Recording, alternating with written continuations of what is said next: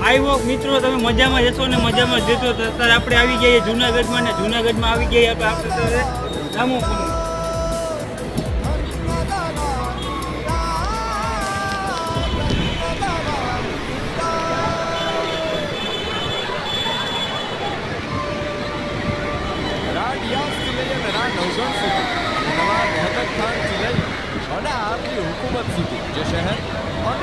રામોપુરમાં આ મંદિર આવેલું છે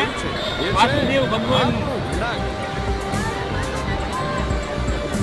બરકત દે